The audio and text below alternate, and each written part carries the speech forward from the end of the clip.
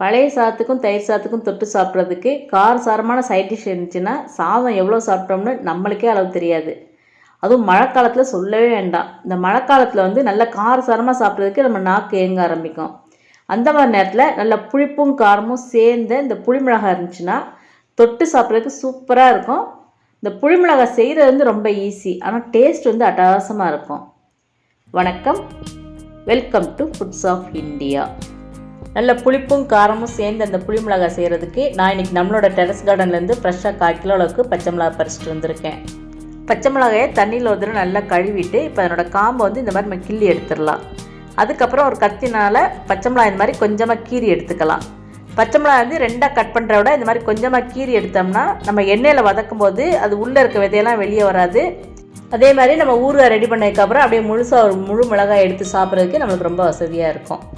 இப்போ நம்ம ஊறுகாய் ரெடி பண்ண ஆரம்பிச்சிடலாம். அதுக்கு நான் இந்த மாதிரி ஒரு கடாயில் 50 ml அளவுக்கு நல்லெண்ணெய் எடுத்திருக்கேன். இதுக்கு நல்லெண்ணெய் தான் நம்ம எடுத்துக்கணும்.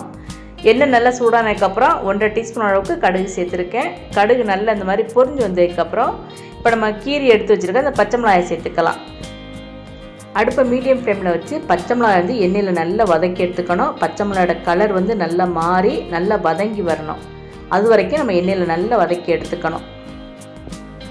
பச்சை மிளகாய் வதங்கிட்டு இருக்க நேரத்துக்குள்ளே நம்ம புளியை ஊற வச்சிடலாம். நான் ஒரு பெரிய எலுமிச்சை அளவுக்கு புளியை எடுத்திருக்கேன். 1/4 கிலோ பச்சை மிளகாய்க்கு இந்தளவு புளி கரெக்டாக இருக்கும். இப்போ புளியை தண்ணியில் ஊற வச்சு நல்லா கரைச்சி எடுத்து வச்சுக்கலாம். இப்போ பாருங்கள், பச்சை மிளகாய் நல்லா கலர் மாதிரி நல்லா வதங்கி வந்துருச்சு. இந்த டைம் இந்த ஊறுகாய்க்கு தேவையான அளவு உப்பு சேர்த்துக்கணும். நான் கல்லுப்பு சேர்த்துருக்கேன். அதே மாதிரி 1 டீஸ்பூன் அளவுக்கு பெருங்காயத்தூள் சேர்த்துருக்கேன். 1 டீஸ்பூன் அளவுக்கு வறுத்து பொடி பண்ண வெந்தயம் சேர்த்துருக்கேன். இப்போ 1.5 டீஸ்பூன் அளவுக்கு மஞ்சள் தூள் சேர்த்துக்கலாம்.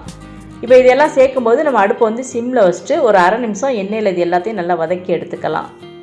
இப்போ 1/2 நிமிஷம் நல்லா இந்த மாதிரி வதக்கினதுக்கப்புறம் நம்ம கரைச்சி எடுத்து வச்சுருக்க அந்த புளிக்கரைசலை சேர்த்துக்கணும். புளிக்கரைசல் ரொம்ப தண்ணியாலாம் கரைச்சிட வேண்டாம். இந்த மாதிரி கொஞ்சம் கெட்டியாகவே நம்ம கரைச்சி எடுத்து வச்சுக்கலாம். இப்போ நம்ம அடுப்பை மீடியம் ஃப்ளேமில் வச்சிடலாம். புளிக்கரைசல் நல்லா கொதித்து அந்த புளியோட பச்சை வாசம் போகணும். அதே சமயம் அந்த பச்சை மிளகாய்க்குள்ளே அந்த புளியெல்லாம் நல்லா சார்ந்து இருக்கணும். அது வரைக்கும் நம்ம நல்லா இந்த மாதிரி கிளறி விட்டுக்கலாம்.